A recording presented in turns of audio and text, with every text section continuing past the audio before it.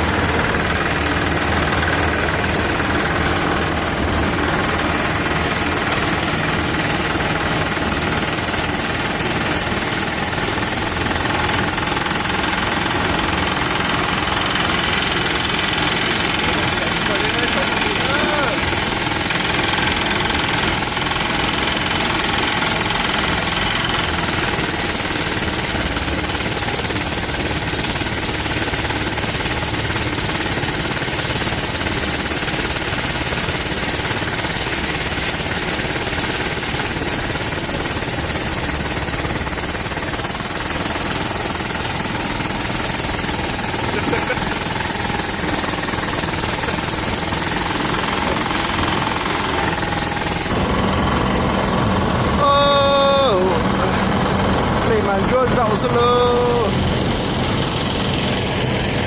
gì đã cái phải nữa đó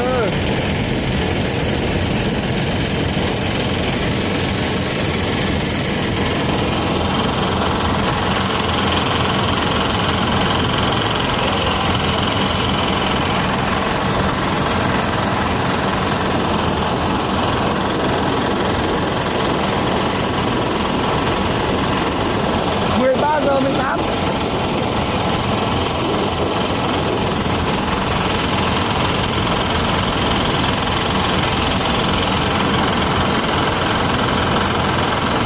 giờ lấy chế hả bố ơi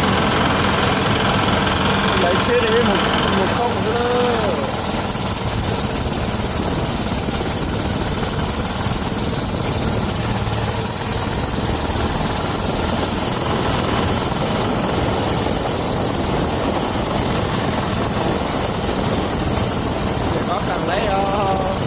lấy lo một chạy chơi nữa cho mọi người nữa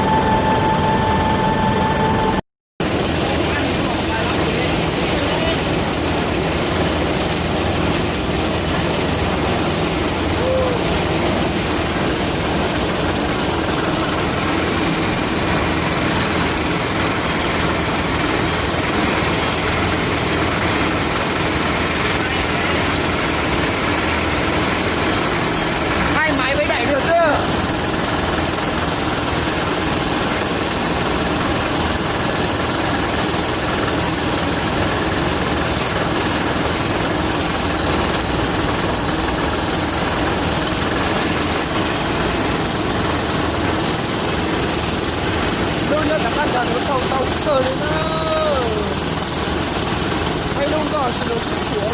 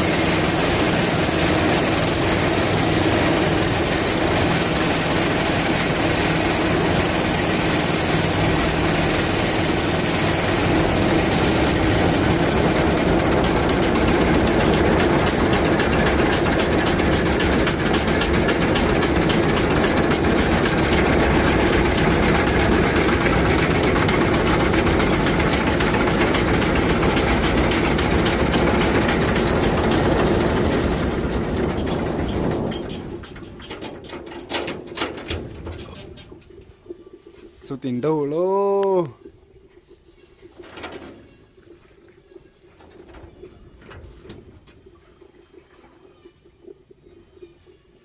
cũng nhanh phết nhỉ, vẫn đi nhỉ. 20 phút đúng không? Ừ, chắc thế này mắt cái dây kia sở đứt không? Mắt cái nào? Dây cái kìa. Thế là kéo lên.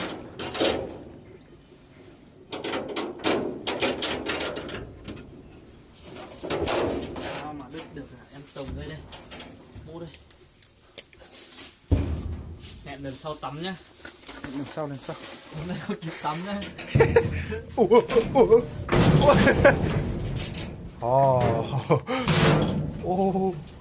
Gõ ơi rụng công ấy.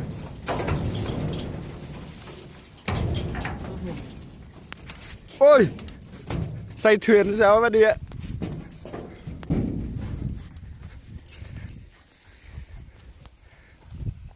Tảng biệt đất Quỳnh Nhai. Đón chào quý khách thôi. À, đây đón chào quý khách à?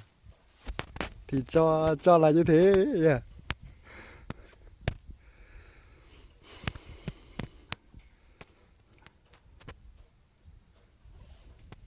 Bên này tuần họ nuôi cá hết nhà anh nhỉ? Đúng không? Mấy cái bên cái có cái bà gì đang trông bên kia sao ấy? Cá ấy. Đúng không? Bên nào? Đây này cái nhà bé bé kia. Thế trước là anh cũng nuôi ở đây cho bà trông hộ mà. À. Buổi tối họ đi ngủ đấy. Sợ có người ra trộm à? Đấy. Thế trông ở đây có được tiền không?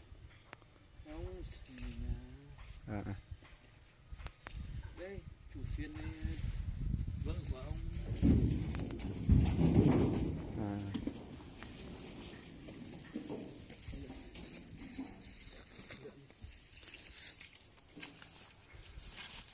kinh gọi giống một chế lơ đi nút tàng nó lên nữa tàng kia lau chất tàng kia một san tanh là gì tanh sẽ yếu tuổi cái tuổi dù đầy đòn dề ha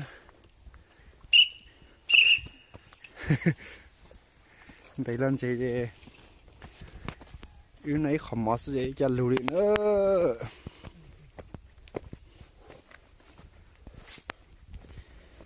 trong Mỹ trong phương diện nữa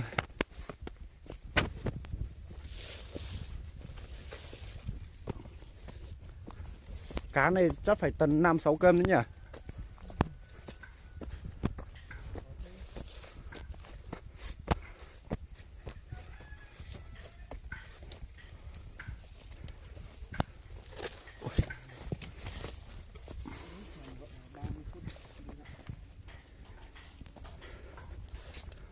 Rồi nhân là trễ nữa.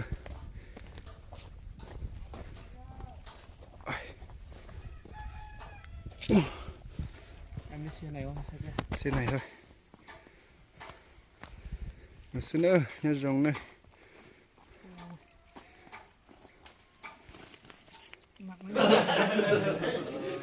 Nhưng mà không có chữ bảo vệ đâu.